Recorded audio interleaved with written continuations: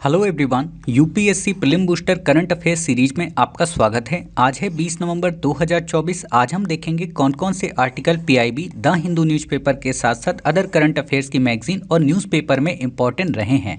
आज का जो हमारा पहला आर्टिकल है वो है बुकर पुरस्कार को लेकर। इस आर्टिकल को हम पढ़ें इससे पहले दो छोटी छोटी आपको बातें बता दें। पहली बात यह है कि आप में से जिन बच्चों ने 18 नवंबर का आर्टिकल कवर किया होगा तो वहाँ पर हमने 51वें राष्ट्रपति की जगह पे 91वें राष्ट्रपति बोल दिया था। सॉरी, 51वें न्यायाधीश की जगह पे 91वें न्यायाधीश बोल दिया था, चीफ जस्टिस।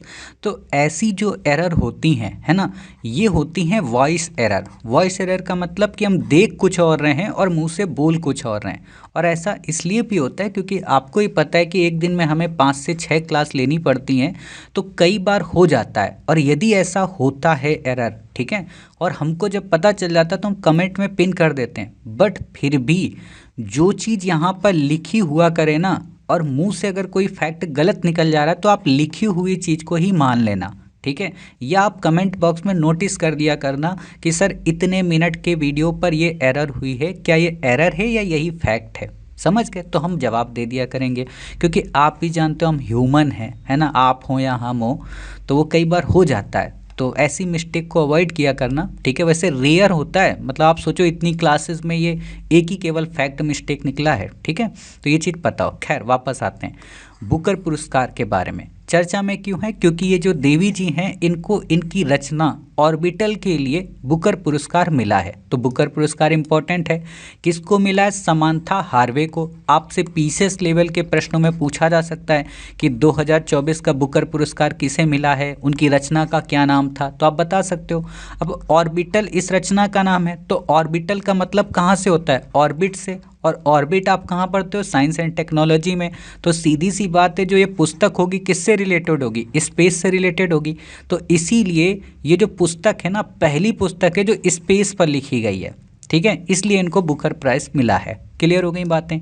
अब इसमें क्या क्या है ये सारी चीज़ें बता दी गई हैं, आपसे नहीं पूछा जाएगा।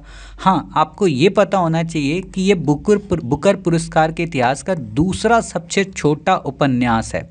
दूसरा सबसे छोटा। इससे छोटा एक और था, पेनलो फिट्जगेराल्ड ऑप्शोर, मतलब ये दूसरे नंबर का है। बाकी आपको नहीं याद रखना है। 2019 में मार्गरेट एडवुड के बाद हार्वे बुकर जीतने वाली पहली महिला हैं। क्लियर?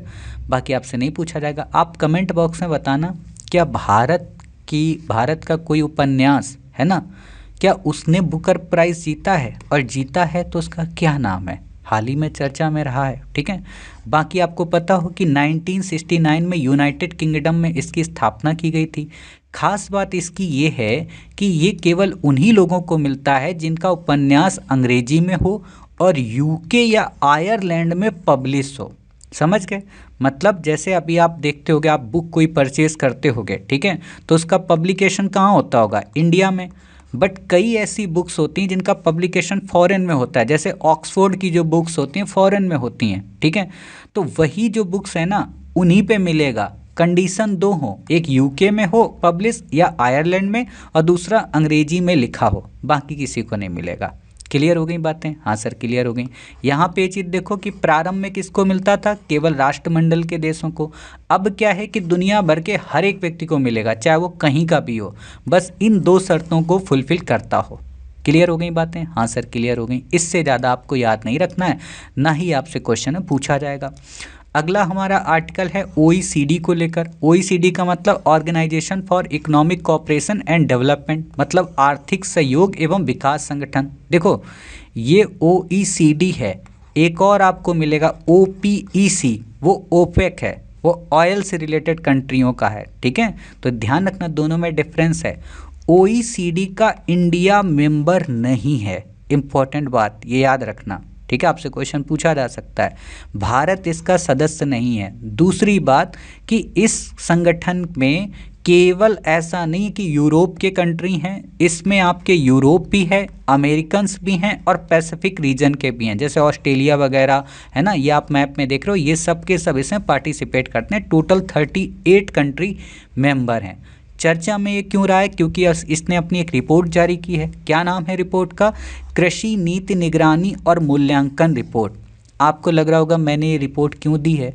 मैंने ये रिपोर्ट इसलिए दी है क्योंकि आपसे क्वेश्चन पूछा जा सकता है कि कृषि नीति निगरानी और मूल्यांकन रिपोर्ट को FAO के जरिए जारी किया गया, फूड एंड एग्रीकल्चर ऑर्गेनाइजेशन। और आप में से जिन बच्चों का तुक्का मारने का दिमाग होता है ना, वो कहेंगे हाँ हाँ फूड लिखा है, एग्रीकल्चर लिखा है, इसमें भी लिखा, तो यही टिक्का मार दो। तो इसलिए मैंने रिपोर्ट दी है। तो आप इसको लिख लेना फैक्ट के रूप में कि कृषि नीति निगरानी और मूल्यांकन रिपोर्ट को OECD के द्वारा जारी किया गया है। बाकी ये कोई फैक्ट आपके काम नहीं आएगा, ठीक है। अब बात करते हैं OECD के बारे में। तो ये एक अंतर सरकारी संगठन है। अंतर सरकारी का मतलब कई सारी सरकारें इसमें मिली हुई हैं, ठीक है। खास बात क्या है कि इसका हेडक्वार्टर 1961 में पेरिस में, कहीं इसकी स्थापना 1961 में पेरिस या कहीं फ्रांस में की गई। 38 कंट्री मेंबर हैं। हाल ही में इसमें कोलंबिया और कोस्टा रिका शामिल हुए थे। भारत इसका सदस्य नहीं है किंतु एक इकोनॉमिक पार्टनर है। सदस्य का मतलब ये होता है कि इसमें पार्टिसिपेट करना, पैसा देना, दुनिया भर की चीज़ें, इनके नीति नियमों को मानना भारत नहीं है, ठीक है। अन्य कौन सी रिपोर्ट जारी की जाती हैं? Government at a glance OECD better life index. ये तो आप देख के ही जान जाओगे, लेकिन ये वाली पे क्वेश्चन आ सकता है, तो इसको याद कर लेना कि government at a glass report किसके द्वारा जारी की जाती है? OECD के द्वारा, ठीक है। बाकी आपको यहाँ पे याद नहीं रखना है। अगला हमारा आर्टिकल है टाइटन अरुम फूल के बारे में। नाम से समझ में आ रहा है कि टाइटन अरुम फूल दिख ही रहा है, फूल ही होगा कोई ना कोई। मैंने इसके लिए तो एक क्लास आपकी नहीं ली होगी कि टाइटन अरुम फूल के बारे में आपको पढ़ाएंगे। मैंने ये क्लास ली है किस लिए? क्योंकि इससे रिलेटेड यहाँ पे फैक्ट पूछे जाएंगे। क्या पूछे जा सकते हैं? आपको दे देगा कि ड्रेकुनकुलस वल्गेरियस, स्टेपेलिया गिंगेटिया, हाइडानोरा अफ्रीका काना, है ना, हेलिकोडाइसेरोस मस्किस वोरस, ये सब क्या है? या इनमें से कोई एक नाम दे देगा ये जीवों की प्रजातियां हैं, ये सरीसृप वर्ग के जीव हैं, है ना। दे देगा ये पादप प्रजातियां हैं, तो आप कहीं ना पादप प्रजातियां हैं, तो इनके नाम को आपको लिखना है, बस इसीलिए मैंने आर्टिकल दिया है ना। रेफेलेसिया अर्नोल्डी, है ना, ये क्या है? तो कुछ बच्चे कहेंगे सर ये सरीसृप की प्रजाति है, सर ये अर्नोल्ड जो हमारे यहाँ का बहुत बड़ा हीरो है अमेरिका का, ये उसका फॉलोअर होगा। ये सब फालतू की चीज़ें हैं, ठीक है। तो आप याद कर लेना ये सब क्या हैं?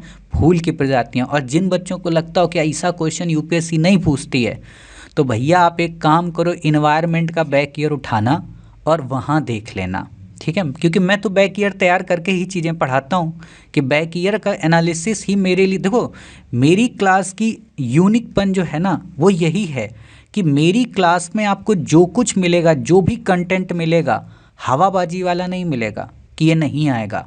हमारी क्लास में वही कंटेंट मिलेगा जिसकी अपकमिंग चांस होते हैं और जो बैक ईयर को ध्यान में रखकर होते हैं कि विगत वर्ष में ऐसा प्रश्न पूछा है तो नेक्स्ट ईयर में ऐसा प्रश्न पूछा जा सकता है। अब सपोज करो मैं केवल यही लाइन दे देता तो आप में से कुछ बच्चों को यकीन ही ना होता, है ना। इसलिए मैंने जानबूझकर इसमें फर्दर मटेरियल के रूप में इस बकवास को जोड़ा ताकि आपको बता सकूं और आपको एग्ज़ाम हॉल में याद आ सके कि हाँ ड्रेकुनकुलस वल्गेरिस नाम का सर ने फूल दिखाया था, समझ गए। तो ये चीज़ आपको याद रखनी, तो इनके नाम आप लिख लेना, आपसे क्वेश्चन पूछा जा सकता है। अगला हमारा आर्टिकल है एपीक्लोरोहाइड्रिन के बारे में। आपसे क्वेश्चन पूछा जा सकता है कि एपीक्लोरोहाइड्रिन क्या है। तो ये एक तरीके का तरल पदार्थ है, इसका कई जगह पे इस्तेमाल किया जाता है। कहाँ कहाँ पर इस्तेमाल किया जाता है? गोंद में, ग्लिसरॉल में, इलास्टोमर्स में, है ना, रेजिन में, पेंट में, रोगन में, कई जगह इसका इस्तेमाल होता है।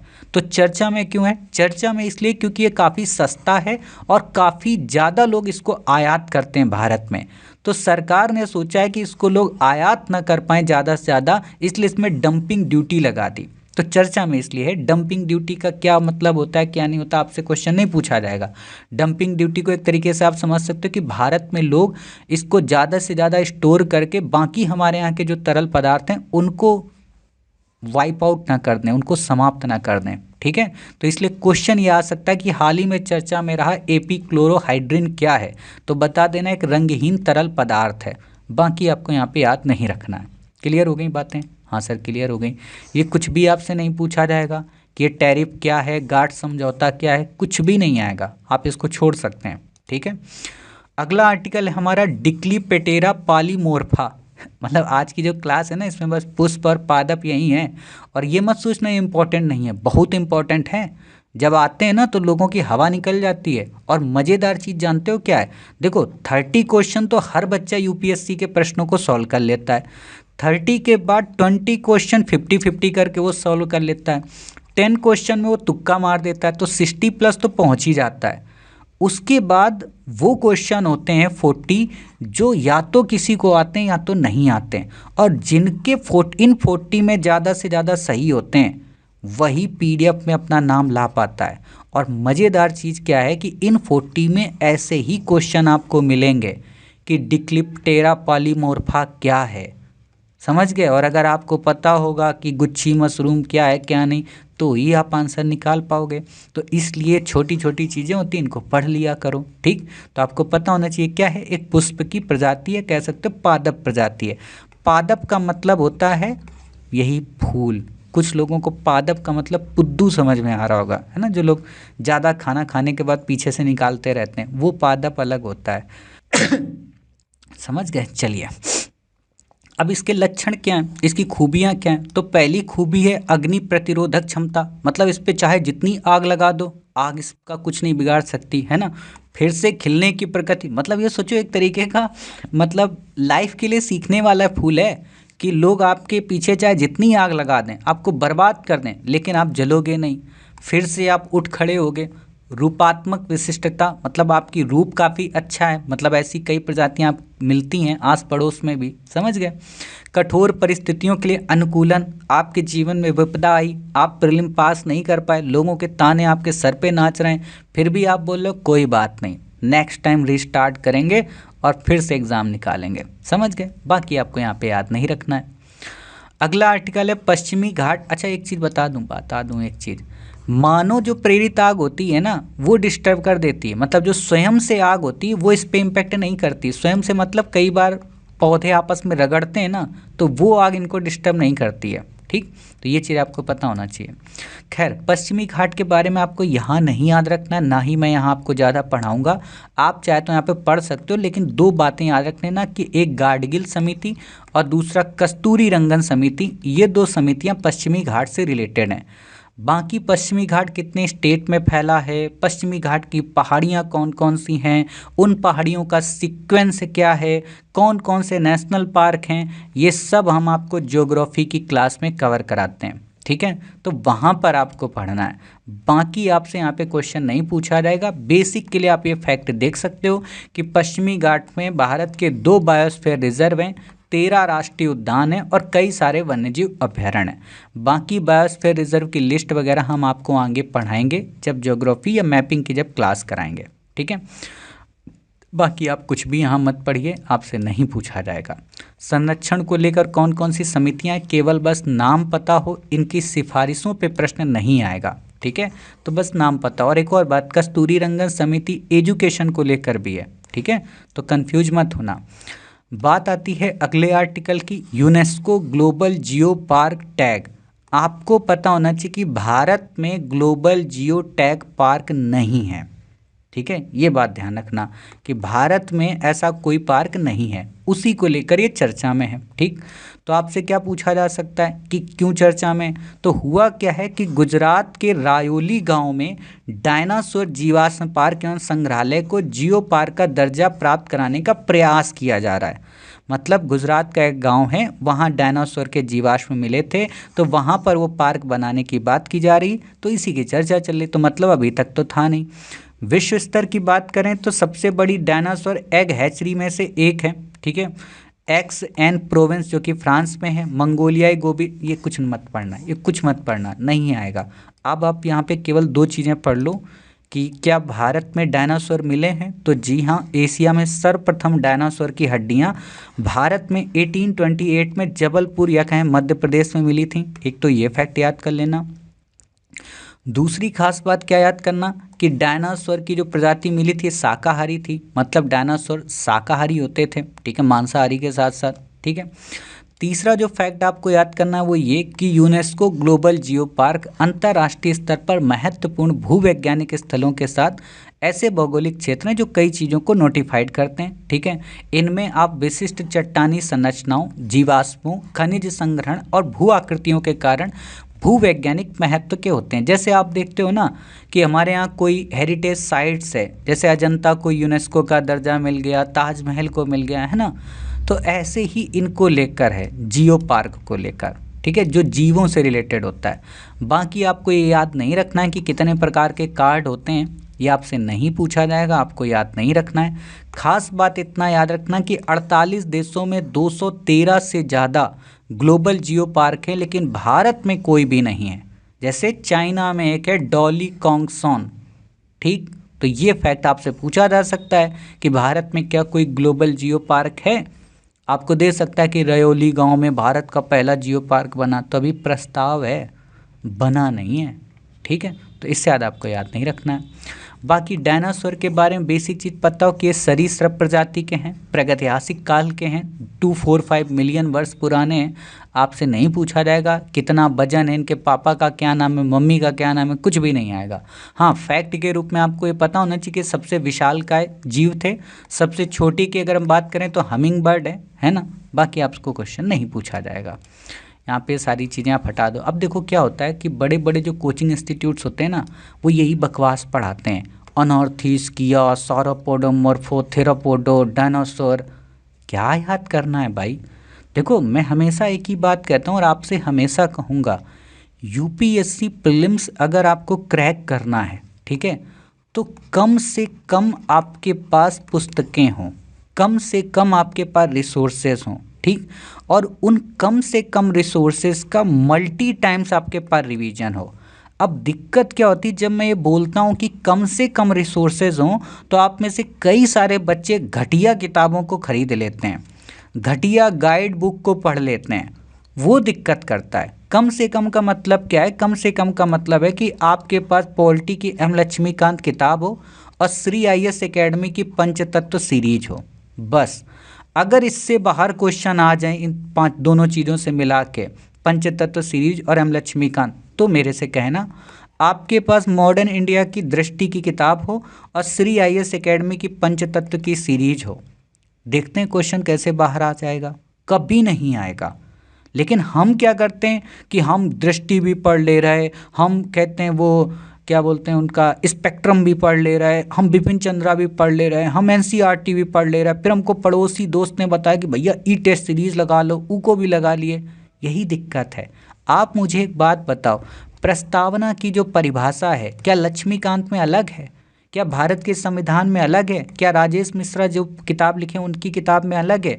क्या DD बसु में अलग है? क्या सुभाष कश्यप में अलग है? नहीं अलग है ना, सब में एक ही चीज़ है। तो बेसिक प्रस्तावना यहाँ से पढ़ लो, मास्टर की क्लास से उसके कॉन्सेप्ट समझ लो, एंगल समझ लो कितने एंगल पे क्वेश्चन आएंगे, और पंचतत्व सीरीज में जाके क्विज में आप उन एंगल को कवर कर लो और उनकी प्रैक्टिस के लिए आप टेस्ट सीरीज को ज्वाइन कर लो, तभी तो आप सफल होगे। हम लोग ये नहीं करते हैं, हम लोग भटकते रहते हैं। तो मेरी यही रिक्वेस्ट है कि कम से कम आप अपने अगले 7 से 8 महीने श्री IAS एकेडमी के साथ में जुड़ के इस पंचतत्व सीरीज में खुद को इनरोल करके बेहतर से और बेहतर बनाइए। ये हमारा वादा है कि आपका नुकसान नहीं होने देंगे। देखो, मैंने अपने जीवन में कुछ भी किया हो, ठीक है, बिजनेस भी किया है, सब कुछ किया है, लेकिन मैंने किसी के साथ चीट नहीं किया है।